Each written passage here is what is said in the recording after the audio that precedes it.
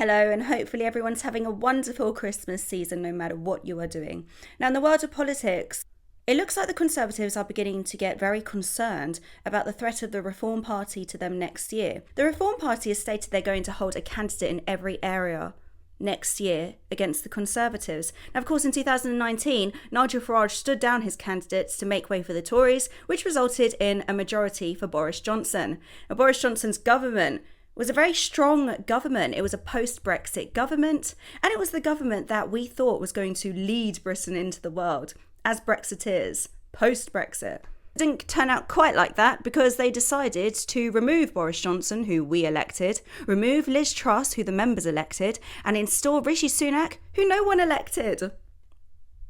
And that was the Tories' fatal flaw. That was when many people started to turn against them. People realised that democracy seemed to mean nothing. For what was the point of voting for someone if the party you put in power were just going to get rid of that Prime Minister anyway? What is the point of being a member of a party that doesn't even respect the vote that the members put?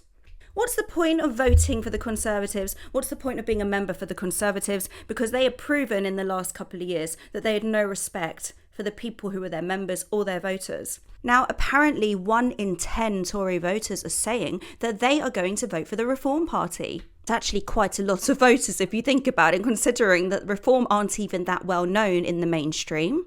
2024 is going to be a seismic year for politics, not only here in the UK, but also in the United States, where they too are having an election.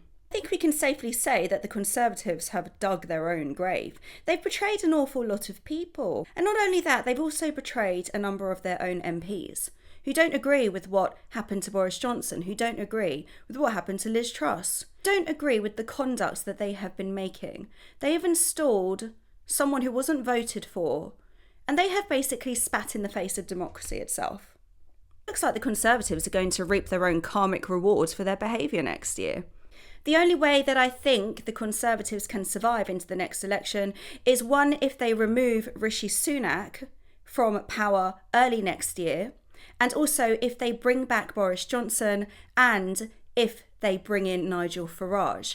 That is the only way I think the Conservatives can survive. Failing that, we may be looking at a Labour government, or quite possibly the Reform Party, depending on what action they take in terms of, I would say, promoting and really getting themselves out there. Who knows what could happen? There is no doubt about the fact that the Tories really have dug their own grave. They have lost the confidence of so many people. Their conduct has been appalling, and they're clearly so disconnected from the very people they're supposed to represent that it's kind of hard to take them seriously now. Of course, nobody wants a Labour government in.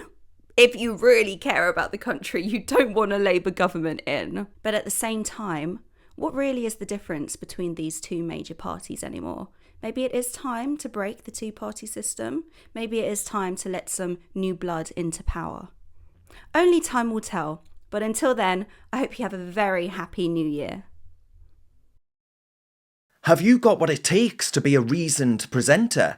Well, send us a short clip of yourself to join@reasoned.uk and we might be seeing you on this very channel very soon indeed.